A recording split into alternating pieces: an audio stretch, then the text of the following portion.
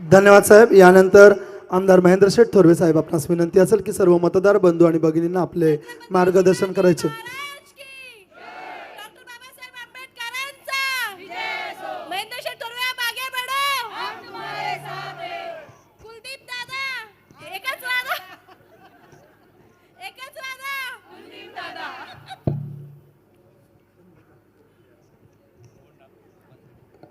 छत्रपती शिवाजी महाराज की, डॉक्टर बाबासाहेब आंबेडकरांचा,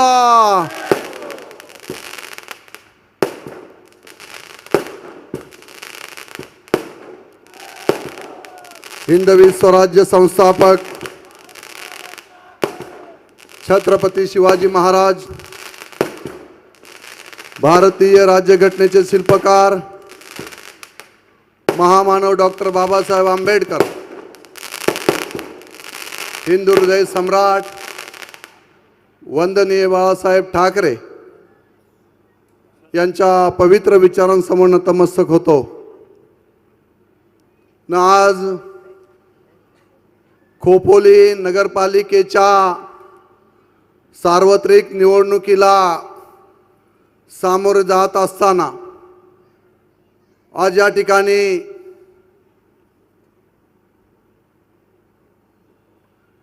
खोपोलीच्या या डॉक्टर बाबासाहेब आंबेडकर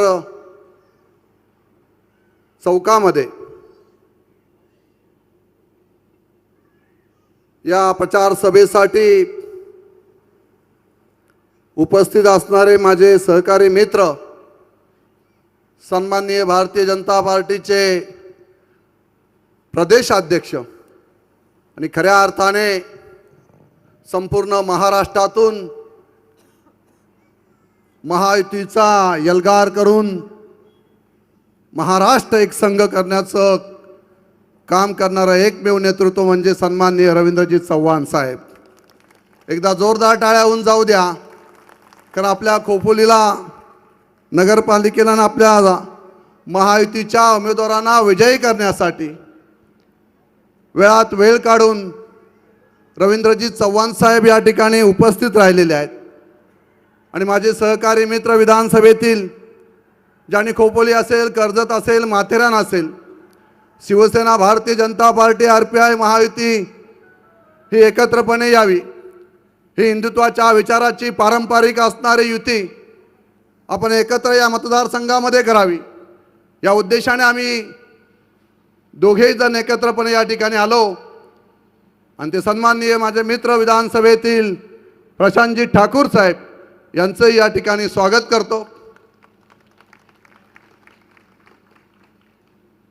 त्यानंतर सन्माननीय आपल्या खोपोलीच्या सगळ्याच नागरिकांना, उत्तर भारतीयांपासून सगळ्यांना या ठिकाणी आपल्याला मार्गदर्शन करण्यासाठी लाभलेले आपले प्रमुख पाहुणे या ठिकाणी उपस्थित आहेत। ते सन्माननीय कृपाशंकर सिंह यांचंही फार मोठं महाराष्ट्रासाठी असणारं योगदान आणि खऱ्या अर्थाने या खोपोलीच्या नगरपालिकेच्या निवडणुकीला सामोरं जात असताना थेट नगराध्यक्षाचे उमेदवार म्हणून आपल्या सर्वांसमोर जो उभा केलेला आहे तो खोपोलीचा कुलदीपक मी आपल्या समोर उभा केलेला आहे। हा कुलदीपक शेंडे या ठिकाणी आपले उमेदवार म्हणून या निवडणुकीला सामोरं जात आहेत। सन्माननीय RPIचे नेते नरेंद्रजी गायकवाड साहेब, त्यानंतर भारतीय जनता पार्टीचे जिल्हा अध्यक्ष सन्माननीय माझे सहकारी मित्र अविनाशजी कोळी साहेब, त्यानंतर आमचे सन्माननीय संपर्क प्रमुख विजयभाऊ पाटील, भाई शिंदे, किरण ठाकरे यांतर उपस्थित खऱ्या अर्थाने या खोपोलीमध्ये तळ ठोकून भारतीय जनता पार्टी आणि शिवसेनेच्या महायुतीचा प्रत्येक उमेदवार जिंकला पाहिजे या उद्देशाने रात्रंदिवस काम करणारे पनवेलचे दोन वीर या ठिकाणी आलेले, ते सन्माननीय प्रकाशजी आणि सुनीलजी आणि आमचे नरेशजी पाटील असतील, आमचे अवसरमल साहेब असतील, आपण सर्वच या ठिकाणी प्रीतमजी म्हात्रे असतील, सर्वच प्रमुख उमेदवार आणि प्रशांत ठाकूर यांचे बंधूसुद्धा या ठिकाणी या विजयी सभेला संबोधित करण्यासाठी उपस्थित आहेत।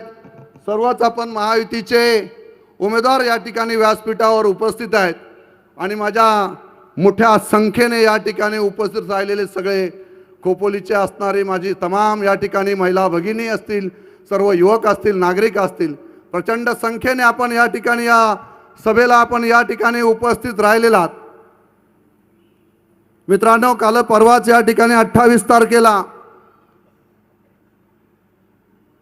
परिवर्तन आघाडी की अपरिवर्तन आघाडीची सभा झाली आणि या सभेमध्ये बऱ्याचशा गोष्टीवर केलेल्या विकास कामांवर चुकीच्या पद्धतीने वक्तव्य त्या ठिकाणी करण्यात आली. परंतु चव्हाण साहेब, मी या ठिकाणी अभिमानाने तुम्हाला सांगतो, तुम्ही माझ्यासाठी गुरुवारी आहात. कारण 2019च्या विधानसभेच्या निवडणुकीला सामोरं जात असताना माझी आर्थिक परिस्थिती अतिशय खळाकीची होती. परंतु या निवडणुकीला सामोरे जावं की नाही हा प्रश्न माझ्यासमोर असताना माझ्या पाठीवर जर थाप कोणी मारली असेल आणि 2019च्या विधानसभेच्या निवडणुकीमध्ये मला सर्वोपरी सहकार्य करणारं नेतृत्व जर कोणतं असेल तर ते एकमेव रवींद्र चव्हाण साहेबांच्या आशीर्वादाने या मतदारसंघाचा आमदार म्हणून 2019च्या विधानसभेला सामोरे गेलो. साहेब, राज्यामध्ये महायुती होती. या महायुतीच्या माध्यमातून राज्याचे सन्माननीय तत्कालीन मुख्यमंत्री एकनाथजी शिंदे साहेब आणि उपमुख्यमंत्री देवेंद्रजी फडणवीस साहेब यांच्या माध्यमातून या संपूर्ण मतदारसंघामध्ये आतापर्यंत या मतदारसंघामध्ये विधानसभा अस्तित्वात आल्यापासून जे जे आमदार या मतदारसंघामध्ये झालेले आहेत साहेब, या सगळ्यांचा निधी एकत्र आपण जर त्या ठिकाणी केला तर या 5 वर्षामध्ये जवळजवळ 2900 कोटी रुपयाची कामे या मतदारसंघामध्ये साहेब आम्ही आणली. याच खोपोली शहरामध्ये मला सांगायला अभिमान वाटतोय की जवळजवळ 136 कोटीची कामे आम्ही मागच्या 5 वर्षामध्ये या खोपोली शहरामध्ये आम्ही आणली. अनेक योजना या ठिकाणी आणल्या. भुयारी गटार योजनेसाठी 100 कोटी रुपये आपण मंजूर केले. वाढीव नलपाणी पुरवठा योजनेसाठी आपण त्या ठिकाणी DPRला तांत्रिक मंजुरी दिली. आता 100 कोटी रुपये त्याला मंजूर होऊन तात्काळ ते काम सुद्धा त्या ठिकाणी सुरू केलं जाईल. आजही खोपोली शहरामध्ये आपण पाहताय की 2 वेळचा पाणी पुरवठा व्यवस्थितपणे त्या ठिकाणी होत आहे. या शहरी भागामध्ये असणाऱ्या ज्या आदिवासी वाड्या वस्त्या आहेत या ठिकाणी सोलर हायमास्ट आपण त्या ठिकाणी बसवण्यात आलेले आहेत. नक्षा कार्यक्रम अंतर्गत सर्व शहरातील भूमापन आधुनिक पद्धतीने करण्यास आपण त्या ठिकाणी सुरुवात केलेली आहे. साहेब, या खोपोली शहरातील या नगरपालिकेने माझी वसुंधरा अंतर्गत सर्व शहरातील वसुंधरा अंतर्गत आपण जवळजवळ 50 लाख रुपयाचा बक्षीस आपल्याला त्या ठिकाणी साहेब मिळालेलं आहे. घनकचरा व्यवस्थापनमध्ये साहेब 20 घंटा गाड्या आपण त्या ठिकाणी दिलेल्या आहेत. जेट मशीन आपण त्या ठिकाणी उपलब्ध करून दिलेली आहे. मियावकी पद्धतीने वृक्ष संवर्धन आपण साहेब सुद्धा या नगरपालिकेमध्ये या ठिकाणी केलेलं आहे. नगरपालिकेच्या सर्व शाळांची आपण नव्याने त्या ठिकाणी दुरुस्त करून स्वच्छतागृहापासून आपण त्या ठिकाणी व्यवस्था करण्यात आलेली आहे. आणि साहेब, खोपोली नगरपालिका हे खोपोली शहर हे खऱ्या अर्थाने ज्या पद्धतीने परमपूज्य गगनगिरी महाराज यांच्या पदस्पर्शाने पावन झालेली ही भूमी आहे. रवा दिघेंचा साहित्याचं वैभव परंपरा या खोपोली शहराला लाभलेली साहेब. आणि असं हे वैभवशाली असणारं शहर एकेकाली या शहरातून औद्योगिक क्षेत्र म्हणून सोन्याचा धूर निघायचा साहेब. अशी या ठिकाणी औद्योगिक असणारे या ठिकाणी अनेक कंपन्या त्यावेळेस साहेब त्या ठिकाणी होत्या. कृपाशंकर सिंह साहेबांनी या ठिकाणी तो उल्लेख या ठिकाणी केलेला आहे ना. अतिशय सह्याद्रीच्या कुशीत बसलेलं माझं पुणे आणि मुंबई याच्यामध्ये असणारं खोपोली हे शहर. आणि मी प्रामाणिकपणे मागच्या 5 वर्षामध्ये जेवढी विकास कामे या संपूर्ण खोपोली शहरात असेल, कर्जत असेल, माथेरान असेल आणि संपूर्ण या मतदारसंघामध्ये असेल, जेवढी विकास कामे साहेब त्या ठिकाणी करता येतील तो प्रयत्न आम्ही त्या ठिकाणी साहेब केलेला आहे. आज आपण या आंबेडकर चौकामध्ये या ठिकाणी उपस्थित आहेत. याच आंबेडकर चौकाचं सुशोभीकरण करण्यासाठी 50 लाख रुपयाचा निधी आम्ही या ठिकाणी दिला. आणि आज या ठिकाणी आपण पाहताय की या ठिकाणी आंबेडकर चौकचं सुशोभीकरण आपण या ठिकाणी केलेलं आहे. छत्रपती शिवाजी महाराजांचं स्मारक त्या ठिकाणी सुद्धा आपण 2.5 कोटी रुपयाचा निधी आपण त्या ठिकाणी मंजूर करून साहेब त्या ठिकाणी दिलेला आहे. डॉक्टर बाबासाहेब आंबेडकरांचं सुशोभीकरण असेल, शाहू महाराजांचं सभागृह आपण पाहिलं साहेब, ते त्यावेळेस राष्ट्रवादीच्या नेत्यांनी त्यावेळेस त्याचं निकृष्ट दर्जाचं काम त्या ठिकाणी केलेलं होतं साहेब. त्या सभागृहाचं पुन्हा एकदा मी त्या ठिकाणी नूतनीकरण केलं आणि 2.5 कोटी रुपयाचा निधी आपण त्यासाठी सुद्धा मंजूर करून साहेब दिलेला आहे. आणि या साहेब या ठिकाणी या खोपोली शहरामध्ये अनेक समाजाचे घटक वेगवेगळे या ठिकाणी राहतात साहेब. आणि म्हणून या प्रत्येक समाजाची त्या वेळेस मागणी असायची की आम्हाला सभागृह पाहिजे, आम्हाला प्रत्येकाला सभागृह त्यासाठी मिळालं पाहिजे. आणि म्हणून साहेब या खोपोलीमध्ये राहणाऱ्या प्रत्येक समाजाच्या घटकाला त्या ठिकाणी त्यांच्या समाजाचं सभागृह मिळावं यासाठी आपण या ठिकाणी बहुउद्देशीय इमारत साहेब आम्ही या ठिकाणी घेत आहोत.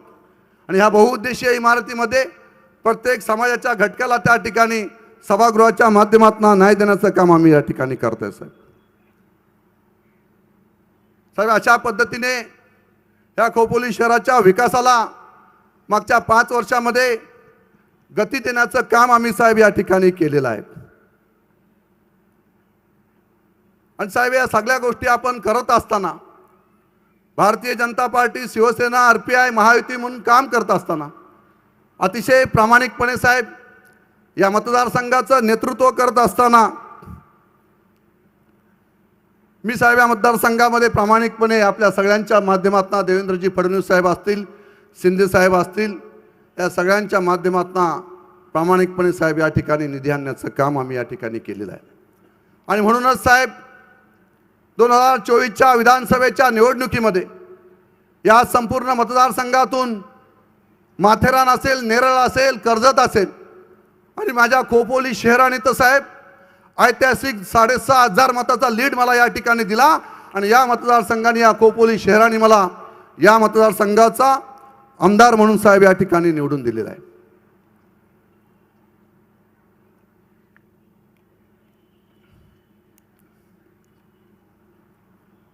राहू दे. परवा साहेब या ठिकाणी परिवर्तन अपरिवर्तन आघाडीची सभा झाली. परिवर्तन तर त्यांच्याकडनं होणारच नाही साहेब. आणि फक्त चुका, टीका, टिप्पणी हेच त्यांचं आत्तापर्यंत साहेब काम आहे. परवा त्यांनी या ठिकाणी मी DNA सुनील तटकरेंचा DNA काय हे विचारलं. त्यांनी तपासून पाहावा असं मी विचारलं. राजकीय कोड आहे साहेब तो. हल्ली सर्रास सगळे बोलतात की तुमचा DNA काय आहे. तो राजकीय शब्द होता. सुनील तटकरेंनी कर्जतच्या सभेमध्ये बऱ्याचशा गोष्टीवर बोलल्या. मी कर्जतला बोलेल. या ठिकाणी सुद्धा पुन्हा त्यांनी येऊन तेच केलं. इथे सुद्धा साहेब त्यांनी विचारलं की मला माझ्या DNAवर आमदार बोलतोय, तर आमदारांनी DNAचा लॉंग फॉर्म सांगावा. मी त्याची सभा व्यवस्थितपणे ऐकली. रात्री 1-1:30 वाजला होता. सुनील तटकरेची सभा ऐकली. हा DNAचा लॉंग फॉर्म का मागतोय. अरे मी DNAवर बोललोय तर DNAचा फुल फॉर्म तरी मागायचा होताच. DNAचा लॉंग फॉर्म कशासाठी मागतोय, फुल फॉर्म मी सांगतोय या ठिकाणी. आणि DNAचा फुल फॉर्म आहे डिऑक्सी रायबो न्यूक्लिक ॲसिड म्हणजे DNA. हे सुनील तटकरेंनी मला सांगितलं होतं का DNAचा लॉंग फॉर्म सांग. लॉंग फॉर्म बेसिक इंग्लिश तरी व्यवस्थित बोलायचं. DNAचा फुल फॉर्म त्यांनी मला विचारायला पाहिजे होता. आणि मी DNAचा फुल फॉर्म या ठिकाणी आपल्याला सांगत आहे. परंतु सुनील तटकरेंचा DNA खरोखरच राजकीय फार खराब आहे. अतिशय खराब पद्धतीचं काम या संपूर्ण मतदारसंघामध्ये होत असताना खोटा शब्द त्या ठिकाणी द्यायचा, खोटं बोलायचं, पण रेटून बोलायचं. मला सांगा, मी खोपोलीची जनता या ठिकाणी, सर्व नागरिक या ठिकाणी उपस्थित आहेत. आपल्या सगळ्यांना सुनील तटकरेचा राजकीय इतिहास या ठिकाणी माहिती आहे. 15 वर्ष आपण पाहताय की राज्यामध्ये सत्तेमध्ये वेगवेगळी खात्याचे मंत्रिपद सुनील तटकरेंनी आतापर्यंत भोगलेली आहेत, भूषवलेली आहेत. अनेक अर्थ खातं असेल, ऊर्जा खातं असेल, अनेक खाती त्यांनी भूषवलेली आहेत. 15 वर्ष या रायगड जिल्ह्याचं पालकमंत्री म्हणून त्यांच्याकडे नेतृत्व होतं. मग मला सांगा, ज्या ठिकाणी आपल्याला हात जोडून सांगत आहेत की आम्हाला खोपोलीचा विकास करायचा आहे, खोपोलीचा विकास करण्यासाठी आम्हाला तुम्ही या ठिकाणी परिवर्तन आघाडीला सत्ता द्या, असं ओरडून ओरडून छाती कुठून कुठून सांगत आहे. 28 तारखेच्या सभेमध्ये तर मी पाहिलं कर्जतची सभा, तर अक्षरशः सुनील तटकरेंच्या अंगामध्ये वेताल संचारलेला होता. वेताल संचारसारखं छाती कुडत का होतं, डोकं कुटत का होतं, ही परिस्थिती त्या ठिकाणी उद्भवलेली होती.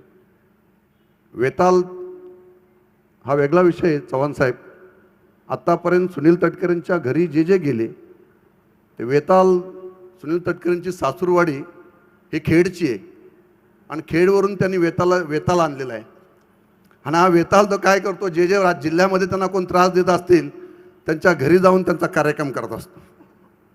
आणि म्हणून ज्या ज्या ठिकाणी जयंत पाटील असतील, माणिकराव जगताप असतील, अंतुले साहेब असतील, सुरेश भाऊ लाड असतील, सगळ्यांचा कार्यक्रम त्यांनी त्या ठिकाणी केलेला आहे.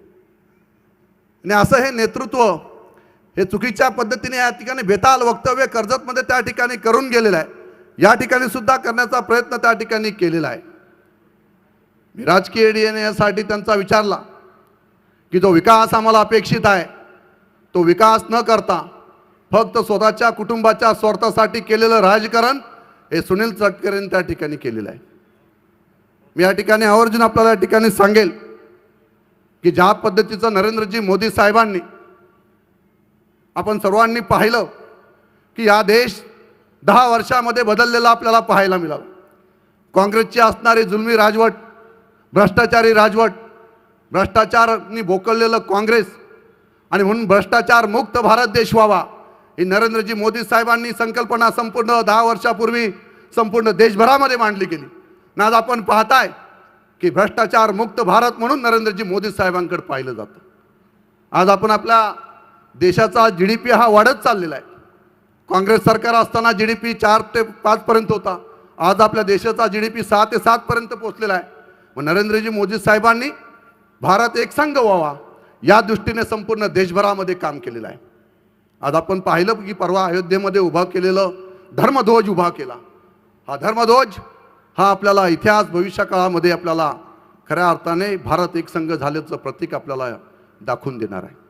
आणि म्हणून नरेंद्रजी मोदी साहेबांनी जे कार्य संपूर्ण देशभरामध्ये उभं केलेलं आहे तेच कार्य या महाराष्ट्रामध्ये देवेंद्रजी फडणवीस साहेब आणि एकनाथजी शिंदे साहेब आणि रवींद्रजी चव्हाण साहेबांच्या नेतृत्वाखाली संपूर्ण महाराष्ट्रामध्ये महायुतीचा झंझावात सुरू आहे. हा झंझावात आपल्याला कायमस्वरूपी अशाच पद्धतीने ठेवायचा आहे. मी रवींद्रजी चव्हाण साहेब, मी महाराष्ट्राच्या मुख्यमंत्र्यांना एक पत्र लिहिणार आहे. मी नरेंद्रजी मोदी साहेबांना सुद्धा एक पत्र लिहिणार आहे की देश जर तुम्ही ज्या पद्धतीने संपूर्ण देशामध्ये भ्रष्टाचार मुक्त म्हणून आपण भारत देशाचं आपण स्वप्न आपण पाहिलेलं ते पूर्ण करत आहात तर मग तुम्ही पेट्रोलियम व नैसर्गिक वायू समिती सुनील तटकरेंना कशासाठी दिली बाबा? हा भ्रष्टाचारी असणारा माणूस आहे. यासाठी मी पत्र नरेंद्रजी मोदी साहेबांना त्या ठिकाणी देणार आहे. ज्या वेळेस या समितीवर सुनील तटकरे या ठिकाणी बसले, संपूर्ण रायगड जिल्ह्यातील असणाऱ्या सगळ्या पेट्रोलियम कंपन्यांना बोलून घेऊन त्या ठिकाणी त्यांच्याशी त्या पद्धतीने पैसा काढण्याचं काम त्यांनी सुरू केलेलं आहे. हा भ्रष्टाचार नाहीये का? हा भ्रष्टाचार मुक्त भारत करायचा आहे तर भ्रष्टाचार मुक्त महाराष्ट्र करण्यासाठी सुनील तटकरेंना पहिले त्या समितीहून हद्दपार करा असं पत्र मी त्या ठिकाणी नरेंद्रजी मोदी साहेबांना त्या ठिकाणी देणार आहे. आम्ही ज्या पद्धतीचं काम आम्ही संपूर्ण मतदारसंघामध्ये उभं केलं आहे, प्रसंगी आम्ही वेळ पडला तर संघटनेसाठी त्या वेळेस आमच्या जमिनी सुद्धा विकलेल्या आहेत. आम्ही संघटनेशी पायका आहोत. हा भगवा खांद्यावर घातलेला आहे, हा भगवा अंगामध्ये परिधान केलेला आहे, भगव्याचा शिपाई म्हणून मी काम करत आहे. वंदनीय बाळासाहेबांच्या विचारांचा आम्ही शिवसैनिक आहोत. अशा पद्धतीची भाषा आम्ही खपून घेतली जाणार नाही. मी या ठिकाणी सांगेल, तुझा राजकीय DNA विचारलाय, तू राजकीय ज्या पद्धतीचा भ्रष्टाचार आतापर्यंत करत आलेला आहे, ज्या ज्या लोकांना आपण बरोबर घेतले त्या लोकांना पायाखाली चिरडून टाकायचं काम सुनील तटकरेंनी आतापर्यंत केलेलं आहे. परंतु हा महेंद्र थोरवे हा शिवसैनिक आहे, हा बाळासाहेबांचा शिवसैनिक आहे. माझ्या शरीरामध्ये शेवटचा श्वास असेपर्यंत सुनील तटकरे समोर कधी हा महेंद्र थोरवे झुकणार नाही. मला संपवायची भाषा केली त्यांनी परवा, डास मारला नाही म्हणे आणि याच्यावरती अनेक इंडियन पेनल कोड प्रमाणे अनेक गुन्हे आहेत. अरे मी बाळासाहेबांचा शिवसैनिक आहे, मी चुकीची कामं नाही केली. पण ज्या ज्या वेळेस बाळासाहेबांनी आम्हाला रस्त्यावर उतरायला सांगितलं त्यावेळेस रस्त्यावर उतरून आम्ही अनेक केसेस अंगावर घेतल्या. त्या शिवसेनेसाठी होत्या, हिंदुत्वासाठी होत्या, तुझ्यासारख्या भ्रष्टाचारासाठी नव्हत्या. तू आमच्या काय केसेस काढतो? आम्ही कोणाचं मनुष्यवधाचा गुन्हा केलेला नाही, कुठल्या महिलेसंदर्भात एक चुकीचं वक्तव्य केलेलं नाही. मग तू आमच्यावर अशा पद्धतीचे गुन्हे, आमचे गुन्हे आहेत ते राजकीय आहेत. चुकीच्या पद्धतीने माझ्यावर एक गुन्हा त्या ठिकाणी दाखल केला तो सुनील तटकरेच्या आशीर्वादानेच झालेला होता.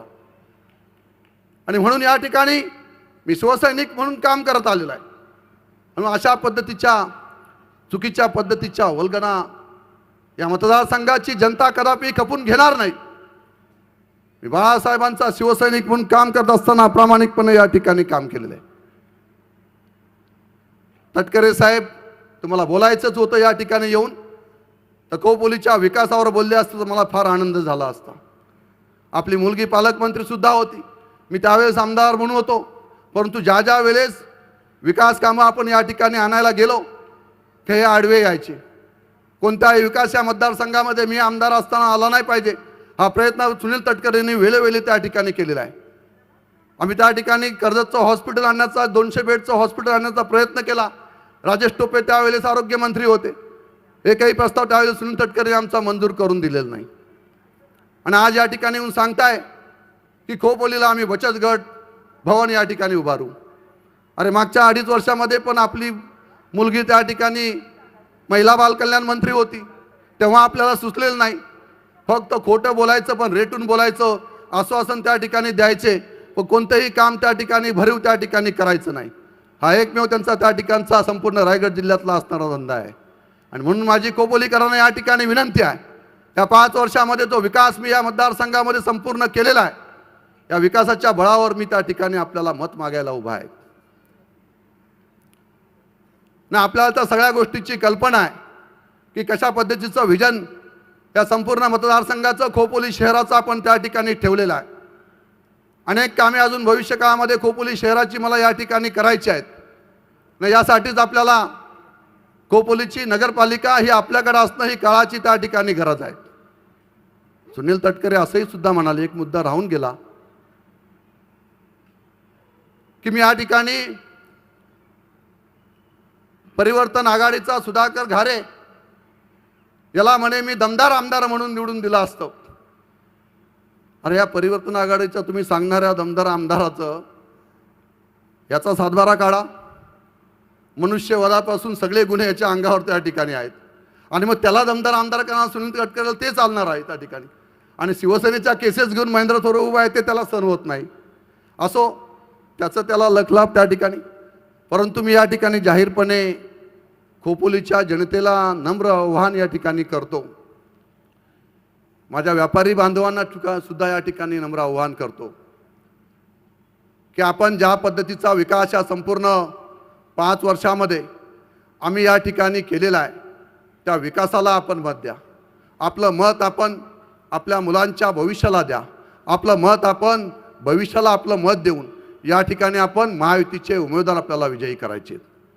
आज आपल्या सगळ्या व्यापारी बांधवांना सुद्धा कल्पना आहे की नरेंद्रजी मोदी साहेबांनी GSTमध्ये कपात केली, त्याच्यामध्ये सुद्धा व्यापाऱ्यांचा, आपला बऱ्याचशा लोकांचा याच्यामध्ये प्रॉफिट झालेलं होत आहे. आणि म्हणून अशा पद्धतीने अनेक निर्णय मोदी साहेबांनी, महत्त्वाचे निर्णय या संपूर्ण देशासाठी, देशांच्या नागरिकांसाठी, व्यापाऱ्यांसाठी, प्रत्येक समाजाच्या घटकासाठी त्या ठिकाणी घेतलेले आहेत. आणि म्हणून आपल्याला महायुतीचा भगवा या ठिकाणी फडकवण्यासाठी मी सर्व खोपोलीकरांना या ठिकाणी जाहीर आव्हान करतो की येत्या 2 डिसेंबरला मतदान या ठिकाणी होणार आहे ना. आपण साऱ्यांनी धनुष्यबाण आणि कमळ या दोन्ही निशाणी समोरील बटन दाबून महायुतीच्या सर्व उमेदवारांना प्रचंड बहुमताने आपण विजयी करावं असं जाहीर आव्हान खोपोलीकरांना मी या ठिकाणी करतो. पुन्हा एकदा सगळ्यांना मनापासून या ठिकाणी शुभेच्छा देतो. आपण मोठ्या संख्येने या ठिकाणी उपस्थित राहिलात त्याबद्दल माझ्या महिला भगिनींचं, शिवसेनेच्या सगळ्या रणरागिणींचं, शिवसेनेच्या सगळ्या पदाधिकाऱ्यांचं, भारतीय जनता पार्टीच्या सगळ्या पदाधिकाऱ्यांचं मनापासून या ठिकाणी अभिनंदन करतो. तुम्हा सगळ्यांना आम्ही त्या ठिकाणी शुभेच्छा, RPIच्या सगळ्या माझ्या पदाधिकाऱ्यांना मनापासून या ठिकाणी शुभेच्छा देतो आणि या ठिकाणी थांबतो. जय हिंद, जय महाराष्ट्र. धन्यवाद आमदार साहेब. यानंतर मी माननीय आमदार